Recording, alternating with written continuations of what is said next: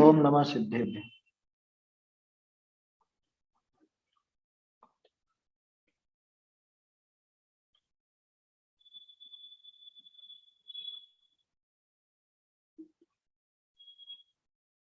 कारुण्यमुक्कारं जनवरवसहस्रवर्धमानस्य दंसनमग्गमगोच्छामि जहकं मम समासेन। श्रीमद्वीरजिनेश रवि मिथ्यातमहर्ता विघ्नहरन मंगलकरन् वन्दो वृषकर्ता। वाणी वन्दो हितकरी जिन मुख नभते गाज गणधर गणश्रुत भूझरी बूंद वर्ण पद साज। गुरु गौतम वंदो सुविधि संयम तप धर जिनते पंचम काल में वर्त्यो जिन मत दौर। कुंद कुंद मुनि को नमो कुमत ध्वांत हर भान पाहुड़ ग्रंथ रचे जिन्हि प्राकृत वचन महान। प्राकृत वचन महान। आचार्य कुंद कुंद देव विरचित अष्टपहोड़ ग्रंथ है और इसमें दर्शन पहुड़ पर अपनी चर्चा चल रही है। तीसरी गाथा कल अपन ने देखी थी और उसमें समझाया कि कैसा भी चारित्र हो, किसी भी प्रकार का चारित्र का पालन करने वाला हो और बहुत अच्छे से चारित्र का पालन करता हो, लेकिन अगर वो सम्यक से भ्रष्ट है, दर्शन से भ्रष्ट है, तो वो मोक्ष का पात्र नहीं होगा, उसको मोक्ष नहीं होगा। जबकि दूसरी तरफ कि भले ही चारित्र से थोड़ा भ्रष्ट हो, और वो भी किस वजह से, पूर्व कोई कर्म का ऐसा उदय आ गया हो, उसकी वजह से वो चारित्र भ्रष्ट करना हो गया हो, लेकिन अगर सम्यक तो उसका सुरक्षित है, वो श्रद्धान सहित है, सम्यक तो सहित है, तो वो सम्यक दर्शन के बल पर चारित्र का भी उद्धार कर लेगा और शीघ्र अतिशीघ्र मोक्ष पा जाएगा। इसलिए सम्यक दर्शन सबसे खास है। चारों आराधनाओं में सबसे महत्वपूर्ण आराधना है सम्यक दर्शन। रत्नत्रय में सबसे महत्वपूर्ण है सम्यक दर्शन। चाहे सम्यक दर्शन, सम्यक ज्ञान, सम्यक चारित्र में से देखो, चाहे ज्ञान आराधना, दर्शन आराधना है, चारित्र आराधना, तप आराधना, किसी में से भी देखो, सब में सम्यक दर्शन ही मुख्य। उसी संबंध में ये चौथी गाथा कल अपन ने प्रारंभ की थी। सामान्य अपन ने सिर्फ शब्दों को देखा था, अर्थ और भावार्थ भी देखना अपने। पेज नंबर 13 है शायद, है ना, 13 नंबर पेज। हाँ, अब जो सम्यक दर्शन से भ्रष्ट हैं और शास्त्रों को अनेक प्रकार से जानते हैं, कल इस पर चर्चा की थी अपन कि भाई सम्यक दर्शन से जो भ्रष्ट है और शास्त्रों को अनेक प्रकार से जानते हैं। पहले कहा था सम्यक दर्शन से भ्रष्ट है और चारित्र अनेक प्रकार का पालता, चारित्र बहुत अच्छा हो लेकिन सम्यक तो से भ्रष्ट हो तो कोई काम करे। अब कह रहे हैं कि चारित्र की बात छोड़ो, अगर तुम ज्ञान को भी मुख्य करते हो तो ज्ञान बहुत हो, बहुत शास्त्रों का अभ्यास किया हो, बहुत तरह से किया हो, लेकिन अगर वो सम्यक दर्शन से भ्रष्ट है तथापि संसार में भटकते हैं। ऐसे ज्ञान से भी दर्शन को अधिक कहते हैं। ऐसा ज्ञान भी कोई काम का नहीं, ऐसा गजब हो गया। इसमें 11 काम का नहीं ऐसा ज्ञान कोई। इसमें हाँ, 11 9 पूर्व कोई काम को। क्या कह रहे हैं आप? का पाठ ही भी सही नहीं है। हाँ 11 अंग 9। हाँ, 11 अंग और 9 पूर्व का ही पाठी क्यों ना हो भले, लेकिन अगर सम्यक दर्शन से रहित है तो वो ज्ञान कोई काम नहीं आता, आया समझ? हाँ, व्रत की बात तो हो गई पहले, वो चारित्र में हो गई। अभी ज्ञान की कर रहे हैं कि कितना ही पढ़ ले, कितना ही अभ्यास कर ले, कितने ही तरह के ग्रंथों का कर ले और उनका अलग अलग तरह से कर ले, क्या उनका नयार्थ भी जाने, शब्दार्थ भी जाने, भावार्थ भी जाने, आगमार्थ भी जाने, मतार्थ भी जाने, तरह तरह से उनका अर्थ समझ ले भले ही क्या सैकड़ों ग्रंथों का, लेकिन वो किसी भी काम आने वाला नहीं। अपन प्रभावित होते हैं और वो बहुत ज्ञानी, बहुत ज्ञानी, बहुत ज्ञानी, क्षयोपशम ज्ञान से प्रभावित हो जाते हैं ना। जैसे अभी मान लो मैं खटाखट आपको गाथाएं बोलता रहूं, यहाँ पर संस्कृत में भी बोलता रहूं खूब, और बहुत जानता, बहुत ज्ञान, उसकी महिमा आ जाती है। अरे वो क्षयोपशम ज्ञान है, याद रहे बहुत अच्छी बात है, याद होना ही चाहिए, याद रहना चाहिए, लेकिन वो जो याद है वो क्षयोपशम ज्ञान है, श्रद्धा है या नहीं ये खास चीज। समझ में आ रही है बात?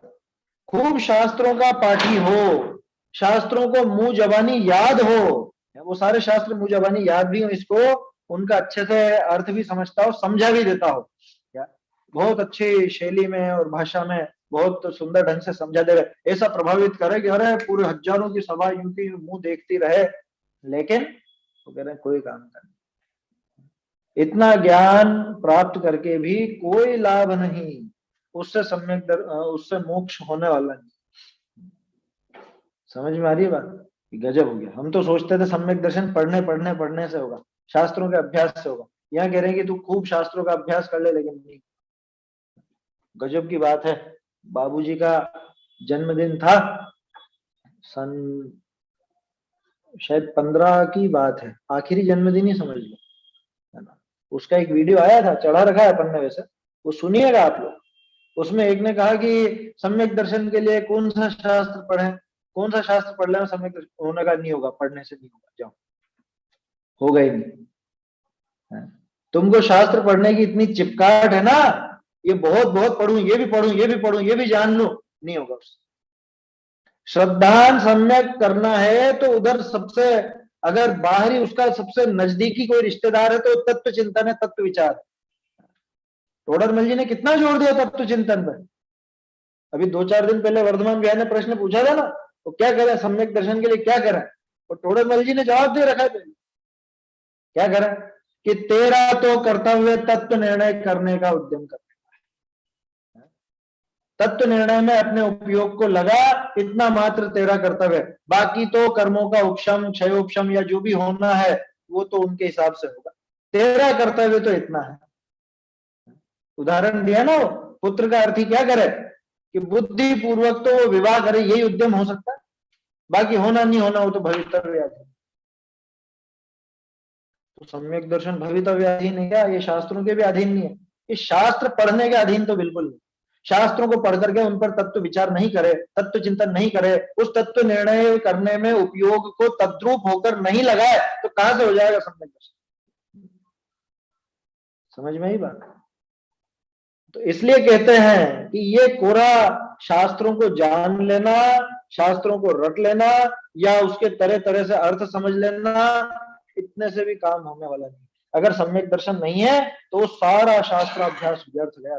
वो भी आप कह रहे थे ना 11 अंग 9 पूर्व, 11 अंग और 9 पूर्व का अभ्यास करके भी कुछ हासिल नहीं होगा अगर सम्यक दर्शन नहीं है। तो गजब की बात है, हम लोगों को एक पद्धति चलती है, अधिकांश की चलती है, क्या करें, अधिकांश की ऐसी चलती है, ज्यादा से ज्यादा पढ़ना, ज्यादा से ज्यादा सुनना, ज्यादा से ज्यादा ये करना। अरे भाई तत्व निर्णय करने में अपने उपयोग को रमा, वहां होगा काम कि मैं सारी गाथाएं याद कर लूंगा, सारे शास्त्र पढ़ लूंगा, ऐसा कर लूंगा, वैसा कर लूंगा। ये अच्छी बात है, गाथाएं याद हो और पढ़ना वो सब ठीक है, लेकिन उसका जो आग्रह है ना, आग्रह वो खतरनाक है, वो सम्यक दर्शन नहीं होने देगा, तो उसमें संतुष्ट होकर के बैठ जाएगा। इसलिए आचार्य देव को लिखना पड़ा। क्या लिखना पड़ा? बोलते हैं गाते, सम्मतरयण भट्टा जानता बहु विहाय सत्थाई, आराहण विरैया भमन्ति तथैव तथैव सम्मतरयण भट्टा जानता बहु विहाय सत्थाई।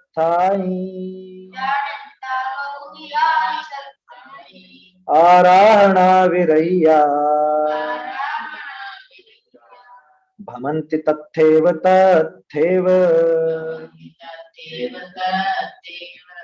जो जानते हो शास्त्र सब पर भ्रष्ट हो सम्यक से घूमे सदा संसार में आराधना से रहित वे। क्या कह रहे हैं? शब्दार्थ तो अपन ने कल देख ही लिए थे कि जो सम्यक रूपी रत्न से भ्रष्ट हैं और भले ही बहुत प्रकार से बहुत शास्त्रों को जानते हो तो भी वो आराधना से रहित ही रहते। दूसरों को लगता है ज्ञान आराधना करते हैं, इतने शास्त्रों को इन्होंने पढ़ा, इतने शास्त्रों को इन्होंने पढ़ाया, इतने शास्त्रों पर इन्होंने टीकाएं लिख दी या और काम कर लिया, बहुत कुछ कर लिया, लेकिन तो भी ये तो कह रहे हैं आचार्य देव की आराधना से भी। अगर सम्यक रूपी रत्न नहीं है तो ज्ञान की आराधना करी कि नहीं करी इन्होंने जीवन भर? नहीं करी। बोलो, कह रहे क्या बात कर रहे हो, हम तो 11-12 साल के थे तब से ही हम गुरुकुल में पढ़ने लग गए और वहां पे बहुत हमने अभ्यास किया, खूब सीखा और बाद में 20 साल की उम्र से ही हम तो पढ़ाते आ रहे हैं, आज हम 80, 90, 100 साल के हो गए हैं। मान लो कोई हो इस तरह का, हमने तो पूरा जीवन इसमें लगाया, ज्ञान की आराधना करी, ज्ञान की तो तारीफ करने वाले तो इसी तरह से तारीफ करते कि जीवन भर इन्होंने शास्त्रों की आराधना की, जीवन भर ज्ञान की आराधना की। आचार्य देव कह रहे हैं सम्यक दर्शन नहीं है तो कोई आराधना नहीं, आराधना से रहित है वो। बाकी की आराधना छोड़ो, ज्ञान की आराधना भी नहीं की उसने।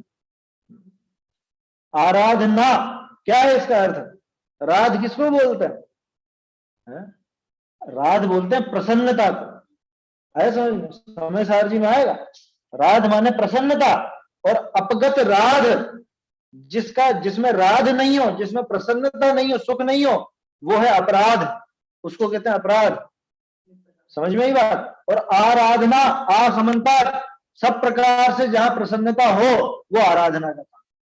तो सब प्रकार से प्रसन्नता सुख कहां से मिलता है? कि सम्यक आराधना, दर्शन आराधना जिसको कहते हैं, सम्यक दर्शन, जिससे वो दर्शन जिससे सुख मिले उसका नाम सम्यक आराधना, दर्शन आराधना। ऐसा ज्ञान जिससे सुख मिले वो ज्ञान आराधना, ऐसा तप जिससे अपना सुख मिले, सुख बढ़े, वो तप आराधना है। समझ? ऐसा चारित्र जिससे सुख मिले वो चारित्र आराधना। यही है ना चार आराधना। तो ज्ञान, दर्शन, चारित्र और तप, ये सुख प्राप्ति और सुख की वृद्धि दोनों के दोनों काम इनसे हो तब जाके वो आराधना कहलाती है। हम तो सोचते हैं कि साहब ये लगातार हमेशा दिन भर शास्त्रों में घुसे रहते हैं तो ये शास्त्रों की आराधना कर, क्या कहते हैं, सरस्वती के महान आराधक हैं ये। सरस्वती माने शास्त्र, जिनवाणी अथवा जो भी है शास्त्र ग्रंथ वगैरह है, ये जो ग्रंथों का अभ्यास करे बहुत बहुत, उसको हम सरस्वती का आराधक कहते हैं, सरस्वती की आराधना करने वाला कहते हैं। यहां कह रहे हैं कि आराधना तो तब हो जब सम्यक दर्शन प्राप्त। आराहणा विरह्या, क्या कह रहे हैं? भमंती तथैव तथैव, भ्रमेगा, भटकता रहेगा वहीं पर वहीं पर। कहां पर? जहां भटक रहा है वहीं भटकता रहेगा, उस सम्यक दर्शन के बिना ये भटकता रहेगा। जीव जग भटक्यो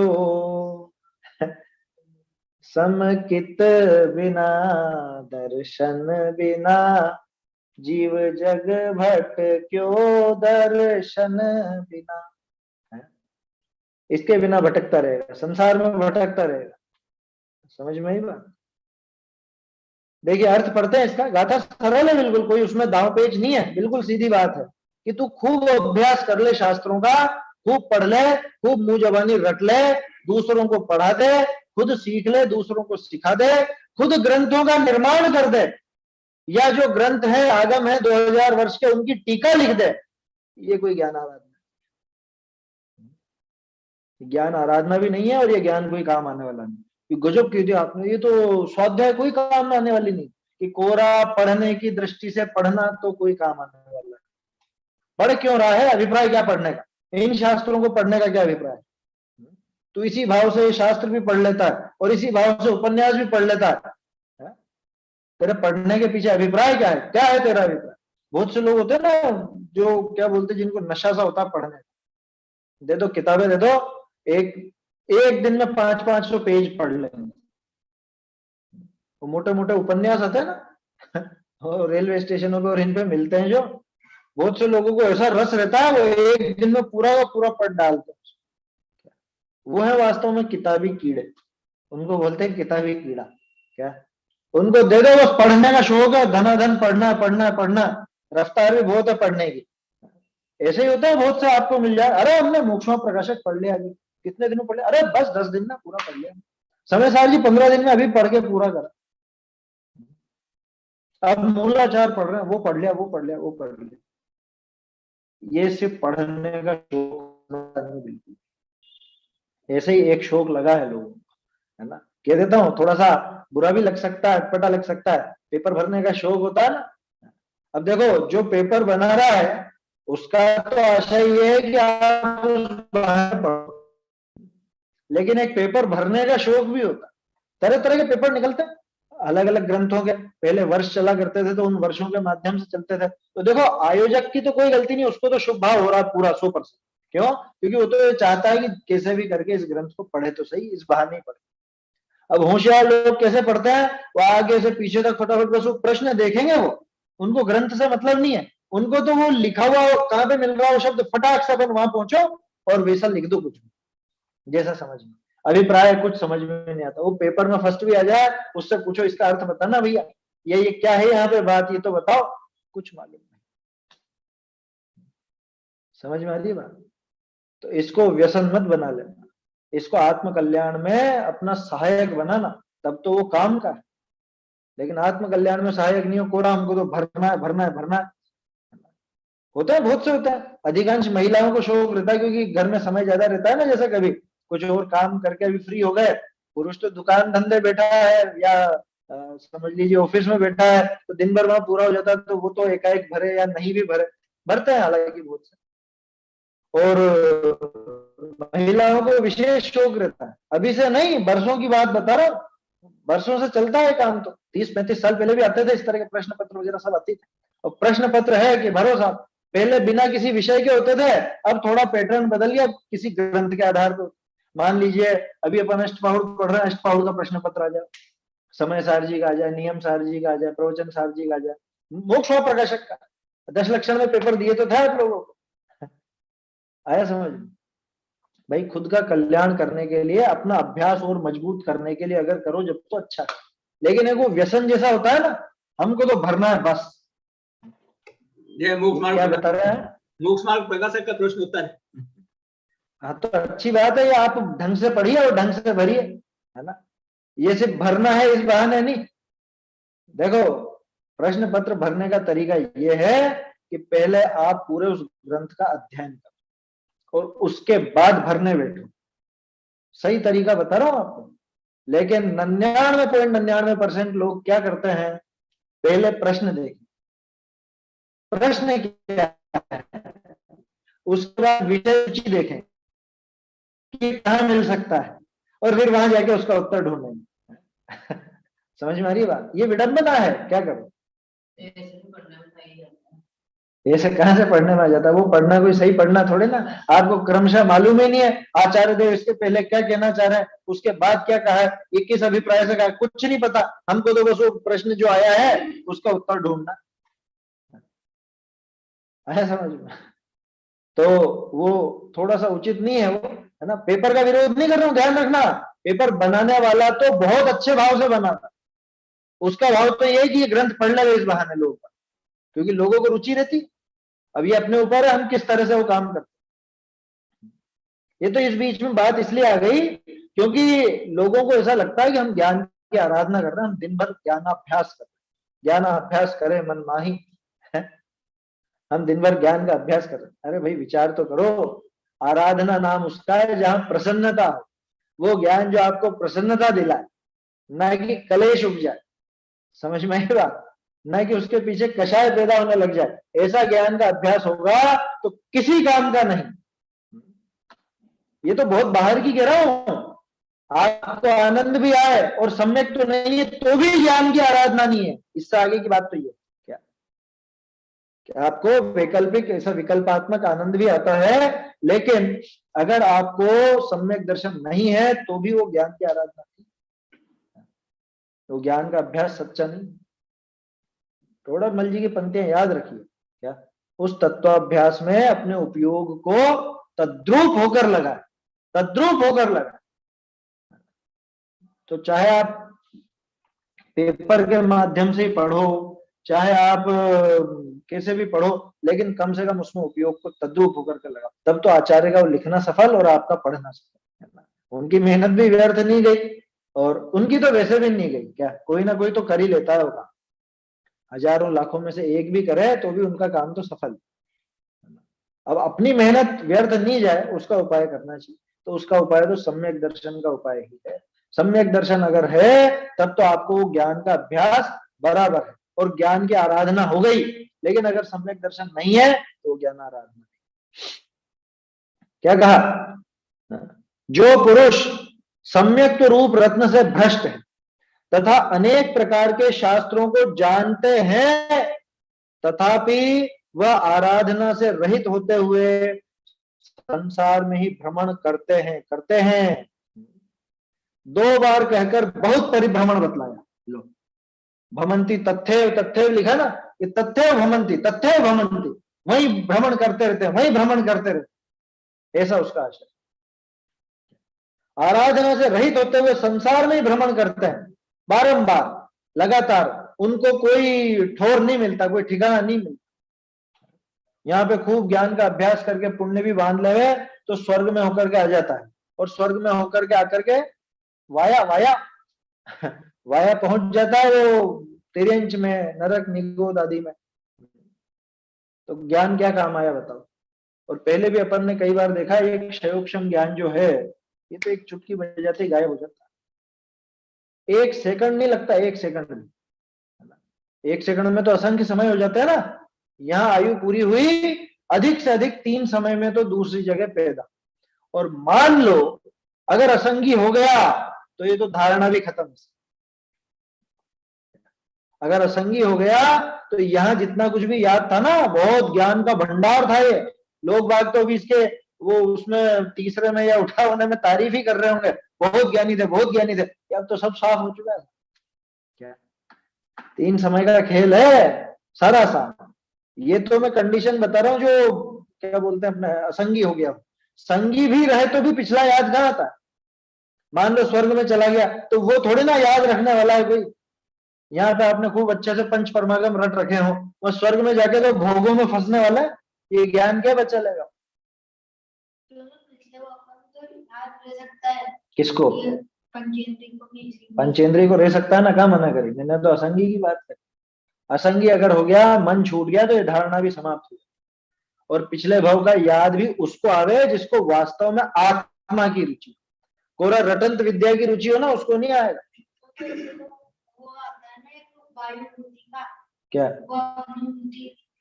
पिछले भाव में वो लड़की वायु बुद्धि थी ना, उससे की थी बुद्धि जो मैंने तुझे याद करवाया था पिछले भाव में, श्लोक को सुना तो सुना देती है। हाँ तो आ जाता है, उसमें बड़ी बात नहीं है ना। यहाँ खास चीज ये है कि आत्मा की रुचि हो तब तो वो बात, वो संस्कार बना रहेगा, और आत्मा की रुचि नहीं हो तो आत्मा संबंधी बात का संस्कार क्यों होगा। किसी के क्षयोपशम की ऐसी विशेषता हो तो अगले भाव में वो याद भी रहे, उसकी मना ही नहीं। लेकिन वो असंगी का ध्यान रखना, मन छूटा तो धारणा भी समाप्त है ना। एक बार ये मन छूट गया ना, असंगी पना आ गया, तो ये पड़ा हुआ सारा का सारा यहीं रह गया।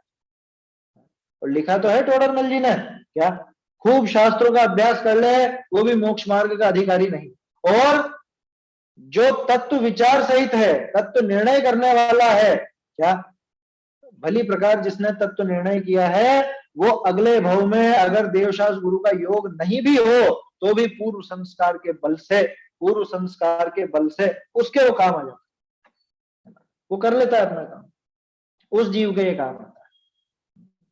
इसलिए क्या कहा कि बहुत शास्त्रों को भी जानता हो लेकिन आराधना से रहित होते हुए संसार में ही भ्रमण करता। 2 बार कहकर बहुत परिभ्रमण बतला। देखिए भावार्थ, जो जिन मत की श्रद्धा से भ्रष्ट है ये की यही बात ऊपर आई थी पिछली कथा में, है ना, यही शब्द थे ना चारित्र वाले में भी, जो जिनमत की श्रद्धा से भ्रष्ट, यहाँ भी यही बात, जो जिनमत की श्रद्धा से भ्रष्ट, जिनमत की श्रद्धा से भ्रष्ट माने सात तत्व की श्रद्धा से भ्रष्ट, देव शास्त्र गुरु की श्रद्धा से भ्रष्ट, आपा पर की श्रद्धा से भ्रष्ट और आत्मा की श्रद्धा से भ्रष्ट। जो टोडरमल जी ने 4 लक्षण बताए वो ले लेना, वो बेसिक चीज है, उनमें गड़बड़ है तो सब में गड़बड़ है। जो जिनमत की श्रद्धा से भ्रष्ट हैं और शब्द, न्याय, छंद, अलंकार आदि अनेक प्रकार के शास्त्रों को जानते हैं, तथापि सम्यक दर्शन, ज्ञान, चारित्र, तप रूप आराधना उनके नहीं। क्या? इसलिए कुमरण से चतुर्गति रूप संसार में ही भ्रमण करते हैं, मोक्ष प्राप्त नहीं कर पाते, इसलिए सम्यक तो रहित ज्ञान को आराधना नाम नहीं देते। समझ में ही बात? क्या कह रहे हैं? जो जिनमत की श्रद्धा से भ्रष्ट, जिसने 7 तत्वों की पहचान कभी करी, पहचान की कह रहा हूं, जानना वानना तो खूब किया, उनकी पहचान नहीं करी माने वही उपयोग को तद्रूप होकर नहीं लगाया और उनको स्वीकार नहीं किया श्रद्धा, और बाकी चीजें तो खूब जानते, शब्द शास्त्र इतने होशियार हैं शब्दों के ज्ञान में कि तरह तरह से अर्थ निकाल करके बता दे कि आत्मा लिखा है, अभी आत्मा के अलग अलग अर्थ निकालो, निकाल देगा। ये यहाँ जितने भी शब्द लिखे इन शब्दों के अलग अलग अर्थ निकाल, दर्शन शब्द के अलग अलग अर्थ निकाल दे और इसी व्याख्या करे बिल्कुल। न्याय, न्याय शास्त्र जानते ही हो आप लोग, जहाँ पे प्रमाण और न्याय की बात होती है उसे न्याय ग्रंथ कहा जाता है। प्रमाण न्यायात्मको न्याय, ऐसा न्याय की परिभाषा है। और उसमें फिर कई तरह की चीजें होती है, परोक्ष प्रमाण, प्रत्यक्ष प्रमाण, ये सारी चीजें जो है ना ये न्याय ग्रंथ में तरह तरह के युक्ति, तर्क वगैरह ये सब चीजें होती हैं। छंद, काव्य वगैरह करने की बहुत बुद्धि हो। अलंकार, अलंकार यही समझ लो जो काव्य शास्त्र है उसी के अंदर काम आता है, जिससे शब्दों की शोभा बनती है, भावों की शोभा बनती है। अलंकार माने शोभा बढ़ाना, शब्द और अर्थ दोनों की। इत्यादि अनेक प्रकार के शास्त्रों को जानते हैं, तथापि सम्यक दर्शन, ज्ञान, चारित्र, तप रूप आराधना उनके नहीं होती। क्यों नहीं होती? क्यों नहीं होती? कारण शुरू में दिया है, जो जिनमत की श्रद्धा से भ्रष्ट। क्या? बाकी सब तो जाना, वो एक भजन भी तो है, सबको तो जाना है निज को न जाना, कैसा ज्ञान धारी तूने आपा न पीछा। ये शब्द, न्याय, छंद, अलंकार आदि अनेक शास्त्रों को तो जाना, लेकिन जिनमत की श्रद्धा से भ्रष्ट है तो उसके सम्यक दर्शन, ज्ञान, चारित्र और तपरूप आराधना नहीं, बिल्कुल भी नहीं होती। वो एक कहानी है ना, नाव में बैठ करके गया एक महापंडित, क्या बहुत विद्या अध्ययन करके आया था, खूब सारी डिग्रियां लाद रखी थी उसने, वो लेकर के आया, डिग्रियां सीख करके आया, सारी विद्याएं, अब नदी पार करनी, तो नाविक से कहा कि ले चलो भैया। अब लंबी थी थोड़ी, रास्ता भी ज्यादा था, तो बीच में बातचीत करने लगे कि क्यों भाई इंग्लिश जानते हो? नाविक क्या होती है इंग्लिश? हिंदी जानते हो? हिंदी व्याकरण का ज्ञान है? नहीं, व्याकरण क्या चीज, मैंने तो नाम ही नहीं सुना। ये थोड़ी बहुत गणित आती है या थोड़े बहुत कुछ कुछ आता है तो बताओ, भूगोल का ज्ञान है या किसी और चीज का इनका ज्ञान है? विज्ञान जानते हो? कंप्यूटर जानते हो?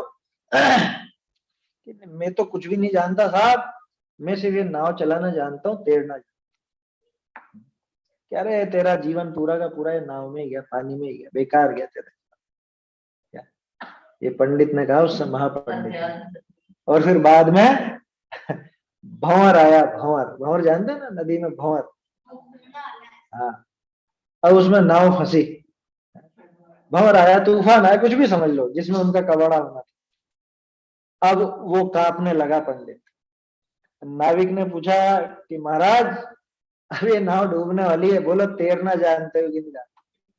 ये तैरने को छोड़ के बाकी सारी विद्याएं मुझको आती है, कि तो मेरा तो जीवन बच जाएगा एक अकेली इस विद्या से, लेकिन आप और आपकी जितनी विद्याएं और जितनी डिग्रियां यहाँ पर लेकर के आए हो ना, सारी की सारी अभी असली में जा रही है पानी। आपने तो कहने को कहा था कि मेरा जीवन पानी में गया, लेकिन आप तो वास्तव में भी पानी में डूबने वाले। बोलो, क्या हुआ? वो सारी विद्याओं का क्या हुआ? एक सम्यक दर्शन नहीं है। वो हालांकि अलग प्रसंग में है उदाहरण, लेकिन यहाँ पे समझ लेना इसको इसी तरह से। ये सम्यक दर्शन नहीं है तो वो सारी विद्याएं उसी तरह से डूबने वाली हैं, उस विद्याओं के धारक के साथ ही यही रह जाने वाली है। क्षयोक्षम ज्ञान चुटकी बजाते ही गायब। कितनी बार आप लोगों को मैंने उदाहरण दिया है मेरी दादी का। क्या पहले सब याद था, सारी पूजाएं पाठ वगैरह सब मुंह जबानी थी, और बाद में जीवन के आखिरी 5 वर्ष में कुछ भी याद। एक दिन की बात है बस, उसके अंदर वो सारा का सारा गायब, सब गायब। क्या देर लगती है?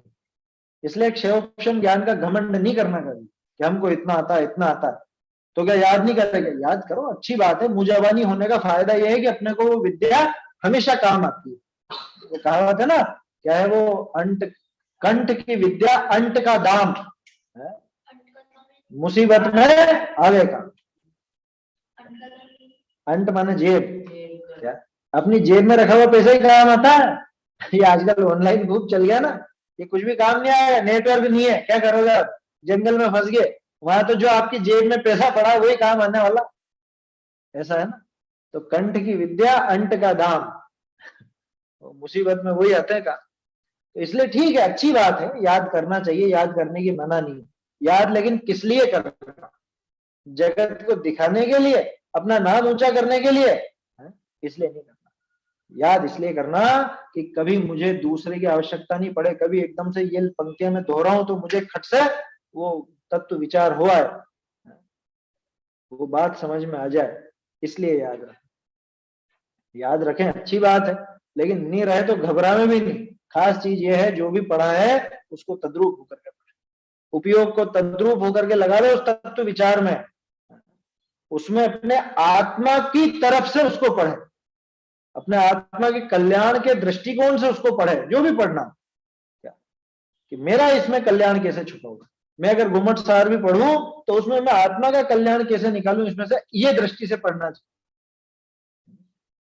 अगर अपन अभी ये पढ़ रहे हैं तो दूसरों में कमियां देखने के लिए थोड़ा पढ़ रहे हैं।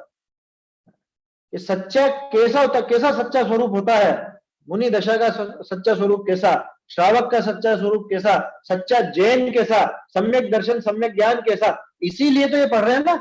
यही दृष्टिकोण रख के पढ़ना। दूसरों में अगर बुराइयां देखने के लिए, दूसरों की कमियां देखने के लिए पढ़ रहे हो तो व्यर्थ, या अपना ज्ञान बढ़ाने के लिए पढ़ रहे हो तो भी व्यर्थ। बात समझ में आ रही है? ज्ञान बढ़ाने के लिए इसके पीछे पढ़ो तो कोई काम कर। सम्यक दर्शन अगर उसका कारण हो, सम्यक दर्शन के अभिप्राय से सारा अभ्यास किया जाए तो उपयोगी, ऐसा भाव है। जो जिनमत की श्रद्धा से भ्रष्ट हैं और शब्द न्याय छंद अलंकार आदि अनेक प्रकार के शास्त्रों को जानते हैं, तथापि तो भी कब कि वो सारे प्रकार के शास्त्रों को सभी प्रकार से जानते हैं तो भी सम्यक दर्शन ज्ञान चारित्र तप रूप आराधना उनके नहीं, क्योंकि सम्यक दर्शन नहीं आया समझ में, क्योंकि जिनमत की श्रद्धा से भ्रष्ट। इसलिए कुमरण से चतुर्गति रूप संसार में ही भ्रमण करते हैं, मोक्ष प्राप्त नहीं कर पाते, इधर उधर भटक लेगा, ज्यादा से ज्यादा स्वर्ग हुआ है, इससे ज्यादा क्या है। बाकी तो कुमरण को लिखा ना यार, कुमरण से, कुमरण कैसा, कुमरण किसको कहते हैं? रोड एक्सीडेंट में मर जाना है कुमरण है? कि वो हाथी के पैर के नीचे दबा के मार दिया था ना टोड़े में, वो कुमरण है। या मुनिराज को कीचड़ में गाड़ के मार दिया, वो कुमरण है। पांडवों का कुमरण हुआ, क्या हुआ? किसको कहते हैं कुमरण? अरे मिथ्यात्व सहित मरा वो कुमरण। बहुत से लोग बातें करते हैं ना, तो अरे बहुत अच्छी मौत हुई उनकी, बहुत अच्छी मौत हुई, बहुत बुरी मौत हुई, बहुत बुरी मौत हुई, कि ट्रक से कुचल के मर गए। ट्रक से कुचल के मर जाए तो कुमरण है या नहीं? यहाँ कहते हैं आत्मा के विचार पूर्वक, आत्मा के विचार सहित सचेत अवस्था में मरण हुआ तो वो सुमरण है। बहुत से तो क्या समझते हैं, अरे विचारों ने कुछ भी दुख नहीं दिया है, आखिर तक भी अपना काम खुद करके गए, कुछ भी दुख नहीं दिया। बहुत से लोग ये सोचते हैं कुछ भी दुख नहीं दिया, कुछ भी दुख नहीं दिया, बहुत अच्छा मरण हुआ, नींद में गुजर गई, बहुत अच्छा मरण। अरे गाफिल होकर के मरा, ये इससे बुरी मौत और क्या होगी? शिखर जी में मरे। हाँ, शिखर जी में मरे तो अच्छा मरा, ऐसा कोई तीर्थ क्षेत्र पर मरण हो जाए वो अच्छा मरण। कई बार बहुत से लोग इस तरह से बोलते हैं, अधिकांश तो जैसा मैं बोल रहा हूँ आप लोगों के सामने, तो बहुत से विद्वान या कुछ इस तरह की बात आती है कि अरे कई बार ऐसा विचार आता है ये शास्त्र बांचते मतलब सुनाते सुनाते ही मरण हो जाए। अरे सुनाते सुनाते यही काम है क्या अपना ये? अरे आत्म विचार पूर्वक मरण हो, आत्म चिंतन में और आत्मलीनता सहित मरण हो, वो है सुमरण। मरण के भेद आते हैं, पंडित मरण है, बाल पंडित मरण, पंडित मरण, पंडित पंडित मरण, ऐसे तरह तरह के नाम आते हैं। बाल बाल मरण, बाल मरण।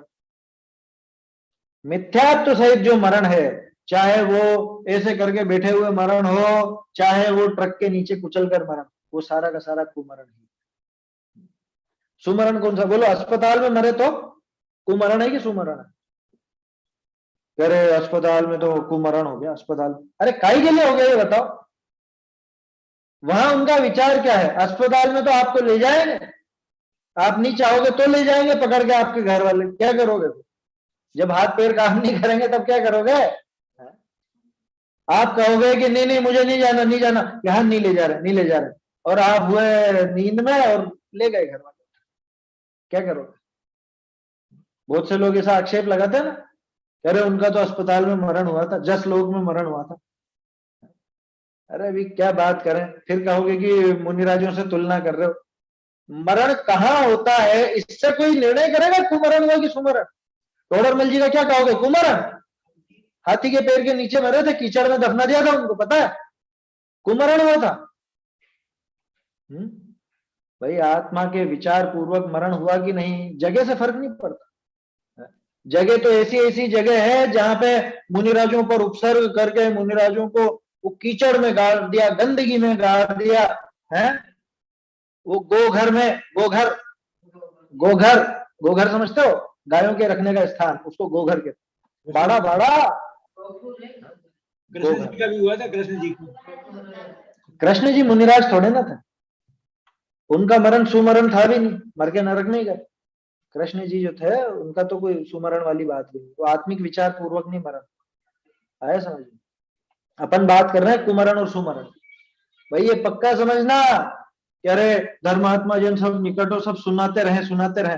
ठीक है सुनाते रहे, अच्छी बात है, लेकिन तुझे सुनने की चाह क्यों? भाई वहां इधर तो आप टेप चला दो धर्म की, ठीक है ना, और इधर की बहुत अच्छा मरण हो, सुनते सुनते मरण। अरे वो विचार क्या चल रहे हैं? और तुझे जरूरत क्यों दूसरा सुनाने आवे, ऐसी जरूरत क्यों? ठीक है वो भाव आते हैं कि वो सब सुना दे, लेकिन तू तो तेरा विचार करना, तूने जीवन भर क्या सुना है, आज तक क्या पाया तूने? अगर आखिर में भी तुझे सुनाने वाला चाहिए कोई, तो फिर तूने हासिल क्या किया इतने दिनों सुनकर के? समझ में आ रही बात? इसलिए तत्व चिंतन पर जोर देना चाहिए, तत्व विचार पर जोर देना चाहिए। तो सम्यक दर्शन का उपाय मरते टाइम नहीं होगा, ये पक्का मान के चलो, तो पहले कर लो ताकि बाद में दिक्कत ना हो, वो होगा सुमरण। लिखा ना यार, इसलिए कुमरण से बोलो, इतना ग्रंथों का अभ्यास करने वाले का कुमरण बता रहे आचार्य देव। कुमरण से चतुर्गति रूप संसार में ही भ्रमण करते। समझ में आया कुमरण शब्द का? मिथ्यात्व सहित मरा तो कुमरण, और खास तौर पे मनुष्य होकर के मिथ्यात्व सहित मर रहा है, मनुष्य होकर के अपना वो काम पूरा नहीं कर पाया रत्नत्रय का, तो कुमरण ही है और क्या है। समझ में आ रही है बात? इसलिए आचार्य देव ने सबसे ज्यादा जोर दिया सम्यक दर्शन की प्राप्ति के ऊपर। सम्यक्त्व की प्राप्ति का उपाय करो भैया, उसका ही इलाज करो, उसी का उपाय करो। क्या और कोई काम करने जैसा नहीं है कि ये कर लूं और ये कर लूं, बाकी सारे काम भूमिका अनुसार हो जाएंगे, उनके पीछे ज्यादा आग्रह मत रखना। आग्रह रखो तो इसका रखो कि सम्यक्त्व की प्राप्ति, कैसे भी करके मैं सम्यक दर्शन प्राप्त करूं। तो ऐसे मतलब बहुत मुनिराजों को ऐसे मतलब माना गया कि खानवा में मतलब ऐसा कर दिया तो, हाँ, तो वो मराठी किसको अभी क्या समझा? जगह से कुमरण और सुमरण का कोई लेना देना नहीं। समय से कुमरण सुमरण का कोई लेना देना नहीं। किस तरह से मौत हुई है, माने किस तरह से शरीर छूटा है, इससे मरण का कोई लेना देना नहीं। कुमरण और सुमरण का लेना देना तो उस समय भाव क्या थे, आप आत्मा में लीन थे या नहीं थे, अथवा आत्मा के विचार चल रहे थे या नहीं चल रहे थे, तत्व चिंतन की धारा बराबर थी या नहीं थी, सचेत थे या नहीं थे, इसके ऊपर निर्भर थे। समझ में आ रही है बात? मंद कषाय में कोई दम नहीं है, मंद कषाय में संतुष्ट होने जैसी बात मत करो। फोटो आया तो एक बार पहली अखबार में वो देख कर मारा आगे की मैंने क्या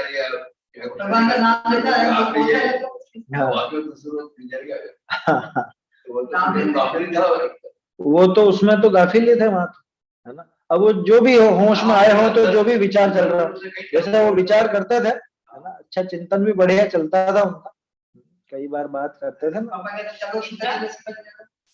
लुहाड़िया जी की बता रहे आज भी, है ना। देखिए समय तो हो गया है मेरे ख्याल से, 2-4 मिनट है, ये भावार्थ पूरा कर लेते हैं।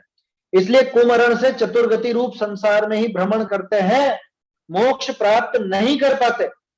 इसलिए सम्यक्त रहित ज्ञान को आराधना नाम नहीं। इतना सब ग्रंथों का अभ्यास करने के बावजूद वो कुमरण ही कहलाया, बताओ। तो वो ज्ञान का क्या काम, वो ज्ञान किस काम का, उससे न आराधना हुई न मोक्ष मार्ग सदा, मरण भी कुमरण कहलाए, तो फिर उसका ऐसे ज्ञान का क्या फायदा। कह रहे तो ठीक है नहीं पढ़ेंगे आज से, फिर उल्टी बात कर। अरे भाई सम्यक दर्शन के साथ में वो अभ्यास हो ना, तो उसका काम, तब जाकर के वो शोभा देता है, तब जाकर के वो ज्ञान की आराधना कहलाती, और तब जाकर उसका मरण सुमरण कहलाता। तो सम्यक दर्शन जोड़ो ना उसके साथ। ये बात क्यों करते हो कि नहीं पढ़ेंगे, अब नहीं करेंगे अभ्यास, ये उल्टी बात कहां से लाए। अभ्यास की मना नहीं, ज्ञान के अभ्यास की मना बिल्कुल भी नहीं। खास चीज यह है कि सम्यक दर्शन के अभिप्राय पूर्वक, अपने आत्म कल्याण के अभिप्राय पूर्वक शास्त्रों का अभ्यास करे तो काम बने। कोरा अभ्यास करने के लिए अभ्यास करे, उसमें कोई डर, ये यहाँ पे आशय है इसका, ठीक है ना। मोक्ष प्राप्त नहीं कर पाते, इसलिए सम्यक रहित ज्ञान को आराधना नाम नहीं देते। सम्यक दर्शन से रहित अगर वो ज्ञान हो तो उसको आराधना नहीं कहा जाता, वो तो कुमरण ही कहा जाता। ऐसा इसका आशय है। अब आगे तप वाली बात आएगी, वो तो अगली गाथा में आएगी, है ना। 2-1 मिनट थोड़ा सा भाव हुआ अभी बोलने का, मरण की भी बात चली, और आज एक दुखद प्रसंग बना। आदरणीय पवन जी जैन साहब, हमारे जो मंगलायतन के एक तरह से सभी पूरे कर्ता धर्ता वो थे, आज उनका देहावसान हुआ है। एक बार ही जीवन में मिलने का मौका बना, यूं तो चर्चा खूब हुई, क्योंकि मोक्षा प्रकाशक का जब काम चला ना, ये जो संशोधन का काम हुआ, और उधर से वो भी कर रहे थे, और हम इधर जो अपन ने किया, ये देख के उनको बहुत प्रसन्नता थी। इसकी वजह से तो वो ग्रंथ भी डिले करा उन्होंने। जबकि जब हम बातचीत करते थे, राकेश जी भाई साहब से भी बात होती थी, या मेरी भी रूबरू पहले बात हुई, तो उनको कई बार ये विकल्प रहता था कि मेरे जीते जी ये ग्रंथ छप जाए, ये संशोधन सहित मेरे जीते जी छप जाए, ऐसा विकल्प बहुत रहता था। छप भी गया किस्मत से, है ना। उनकी तबीयत कोई आज की खराब नहीं थी, कई वर्षों से जिन लोगों ने उनको देखा है, जो प्रत्यक्ष मिले हों या जानते होंगे, तो 15-20 साल से ऐसी ही थी, है ना। अभी कुछ 4-5 वर्षों में बहुत ज्यादा खराब हुई, लेकिन चल रहा था, धीरे धीरे चल रहा था। 2 वर्ष पहले मेरा मिलना भी हुआ उनसे। क्या हो गया था? हाँ, क्या हो गया था उन्हें? कितनी उम्र थी? उम्र तो मेरे ख्याल से लगभग 75 के आसपास होंगे, अंदाजा है, मुझे पक्का पता नहीं है, लेकिन 75 के आसपास। कभी पूछा भी नहीं मैंने, किसी और से भी जानकारी नहीं ली कि क्या उम्र रही, लेकिन बहुत दृढ़ श्रद्धानी थे। मैं जो खास बातें थी उनकी वो आपको बताना चाह रहा हूँ।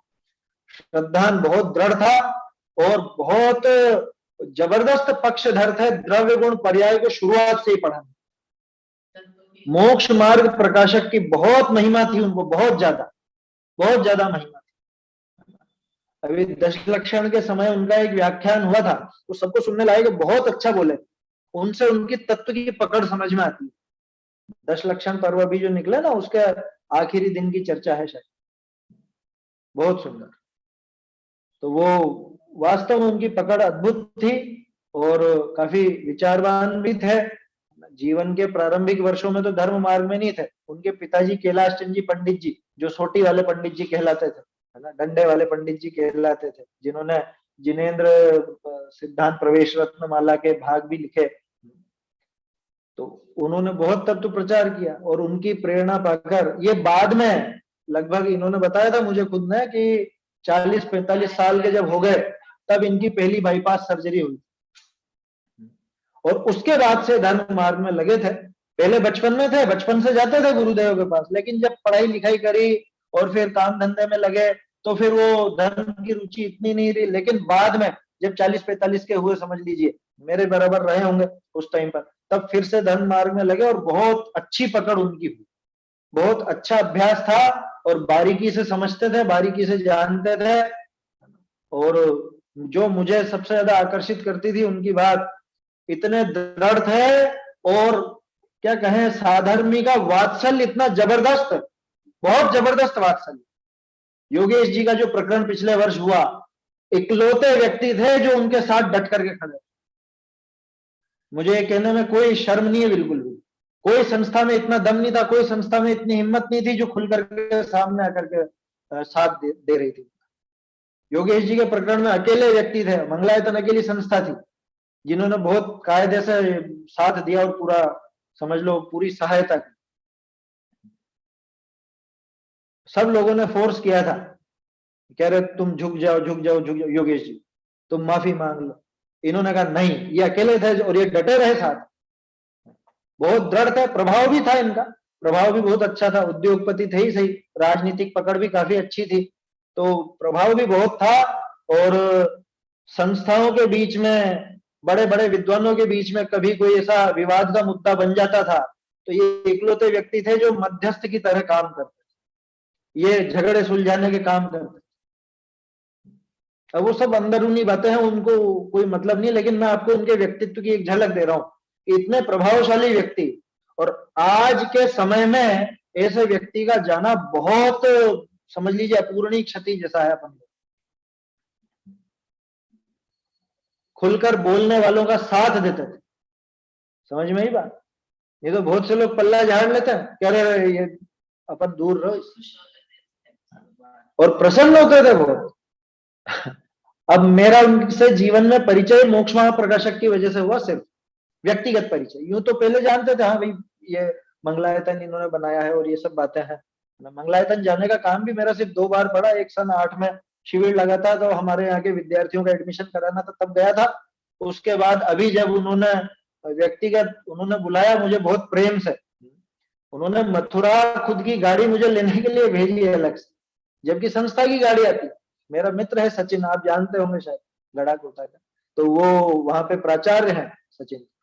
तो उन्होंने कहा नहीं संस्था की गाड़ी जाएगी, कि नहीं मैंने बुलाया, मेरी गाड़ी भेजूंगा, संस्था की नहीं जाएगी।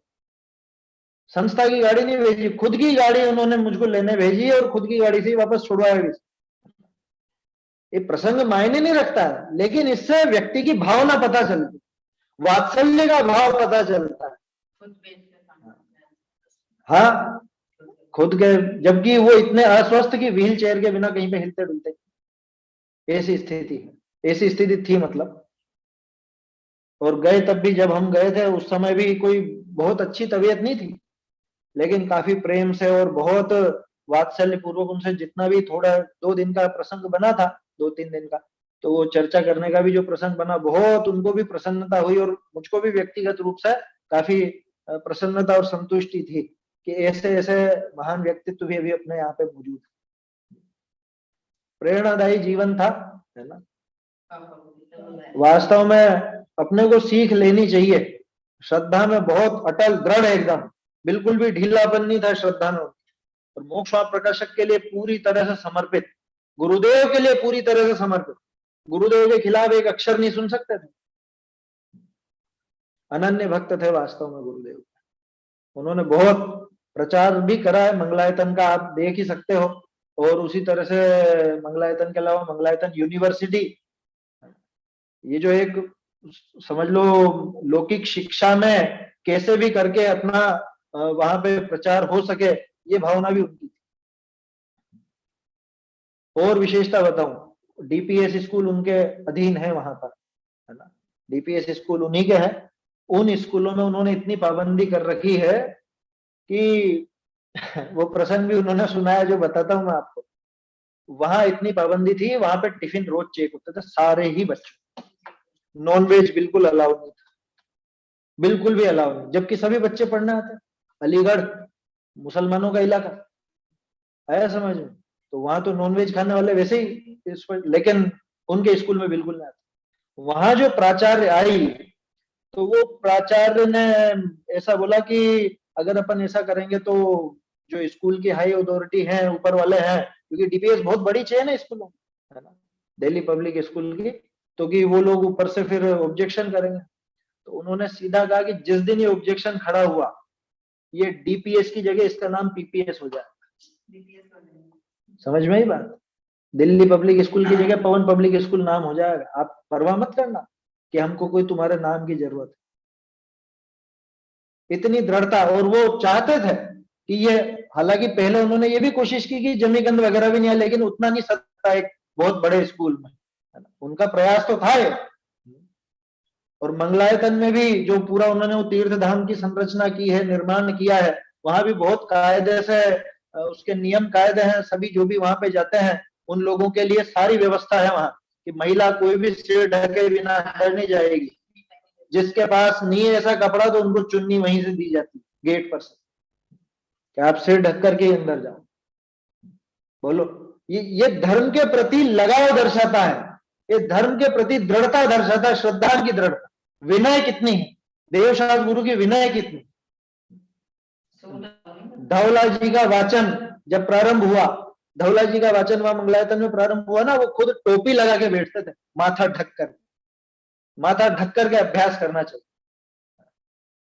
तो कहने का अर्थ यह है कि देवशास्त्र गुरु के प्रति बहुत उनको अपार अगाध श्रद्धा अंदर में और दृढ़ता, और सबसे बढ़ के जो मुझको गुण लगता था वो साधर्मियों के प्रति वात्सल्य का, जबरदस्त वात्सल्य। ऐसा वात्सल्य देखने को मतलब है, अभी भी है और भी है, लेकिन बहुत मुश्किल से मिलता है ऐसा वात्सल्य। तो वास्तव में प्रेरणादायी व्यक्तित्व थे। और जैसे अभी ये मरण की बात चली थी, तो निश्चित रूप से वो तत्व विचार तो उनको चलता था। मैं जो प्रत्यक्ष जितना भी उनसे मिलना हुआ और जितनी भी उन पर उनसे चर्चाएं हुई है फोन पर, तो उससे स्पष्ट दिखता था कि इनका श्रद्धान बिल्कुल दृढ़ है और विचार इनके बिल्कुल देवशास्त्र गुरु के प्रति अत्यंत भक्ति सहित है, श्रद्धान दृढ़ है, साधर्मी का वात्सल्य है, बिल्कुल भी विचारों में शिथिलता नहीं थी। तत्व विचार तत्व चिंतन निरंतर चला करता। पीड़ा बहुत थी, बहुत पीड़ा थी, मैंने खुद ने प्रत्यक्ष देखा। करवट लेने में कितनी पीड़ा होती थी ये मैंने देखा है, लेकिन अंदर से तत्व विचार का बल बहुत था। तो ये तत्व विचार का बल जागना चाहिए, सबसे खास चीज। और उसके लिए अपने को जो टोडरमल जी ने अपने को सिखाया है वो सारी बातें, द्रव्य गुण पर्याय सात तत्व, ये बेसिक चीजें बिल्कुल शुरुआत से हमारे दिमाग में घर कर जानी चाहिए। ये ऐसी पक्की बैठे हैं दिमाग में कि नींद में भी कोई उठा करके बात करे तो वो तत्व का विचार चले साथ के साथ। लौकिक प्रसंग तो जैसे बनते हैं वो बनेंगे, अपने जैसे जो राग द्वेष आदि का जो भी समझ लीजिए पिछला उदय हो तो उस अनुसार वो राग भाव भी आए बिना नहीं रहेगा, वो सारी चीजें होंगी, लेकिन उसके बीच में तत्व ज्ञान की धारा चलती रहनी चाहिए। वो तत्व विचार की धारा चलती रहे तब तो वो जीवन सफल है, तब तो वो मरण सफल, नहीं तो न जीवन सफल न मरण सफल। उन्होंने तो निश्चित रूप से अपना मरण सफल किया ही है, और आगे भी वो तत्व विचार जो यहाँ से धारा लेकर के गए हैं वो धारा आगे भी बहेगी, ऐसा मेरा मानना है। और हमको उनके जीवन से वास्तव में प्रेरणा लेनी चाहिए, तब जाकर के ये जो हम पढ़ रहे हैं सम्यक दर्शन की आराधना, ज्ञान की आराधना, तभी ये सफल हो पाएगी। तो आज जो उनका देहावसान हुआ है, विछोह हुआ है, इस वैराग्य के प्रसंग से अपने को ये प्रेरणा ले लेनी चाहिए। और एक और चीज जो मैंने आपको प्रसंग सुनाया, उनको जो विकल्प रहता था कि ये मेरे मरने के पहले पहले हो जाए ग्रंथ पूरा, हो जाए ग्रंथ पूरा, तो ऐसे ही दिमाग में बिठा के रहना, ये मरने के पहले पहले मुझको सम्यक दर्शन करना ही करना, मुझे अपने आत्मा को समझना ही समझना है। कहीं ये भव भी ऐसे ही नहीं निकल जाए आज तक जितने निकल गए अनंत भव, आज तक बिना समझे अनंत भव मैंने यूं गंवा दिए, ये भव ना निकल जाए बस। मरने के पहले पहले ये काम तो कर ही ले, तो जल्द से जल्द वो भी और हम सब मोक्ष को प्राप्त हों, ये तत्व विचार की धारा निरंतर हमारे हृदय में बहती रहे और श्रद्धान को हम सम्यक बनाए, अपना जीवन भी सफल करें, मरण भी सफल करें। इसी भावना से आज की बात समाप्त करते हैं, आगे की गाथा फिर कल देखेंगे। तो संशोधन वाली मोक्ष मार्ग प्रकाशक आ गई क्या? हाँ वो आ चुकी है, कब की आ चुकी है, 2 वर्ष हो गए उसको। चलिए। चैतन्य का स्मरण प्रतिक्षण ही करो रे, भव के अनंत दुख को क्षण में हरो रे, अक्षय अनंत निज सौख्य निधान पाओ, गाओ अरे नित इसी के गीत गाओ।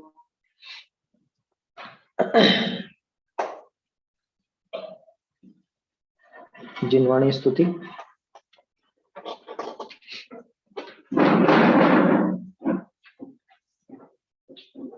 धन्य धन्य है घड़ी आज की जिन धुन श्रवण करी, धन्य धन्य है घड़ी आज की जिन धुन श्रवण करी, तत्व प्रतीत भई अब मेरे मिथ्या दृष्टि करी। धन्य धन्य है घड़ी आज की जिन धुन श्रवण करी, जड़ते भिन्न लखी चिन्ह मूर्ति चेतन,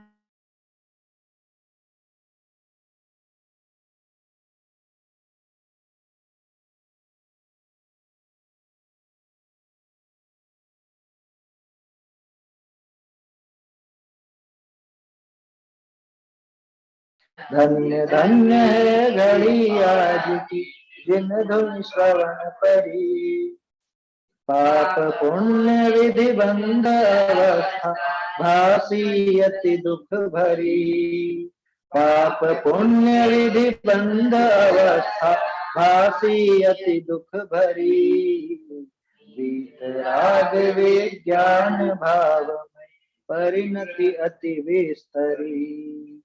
धन्य धन्य है घड़ी आज की जिन धुन श्रवण करी, चाह दाह विनसी बरसी पुनि समता मेघ झरी, चाह दाह विनसी बरसी पुनि समता मेघ झरी, आधी प्रीति निराकुल पद सो भाग चंद्र रमदी।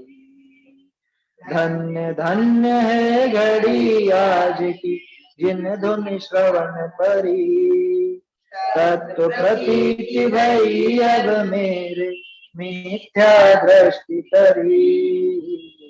धन्य धन्य है घड़ी आज की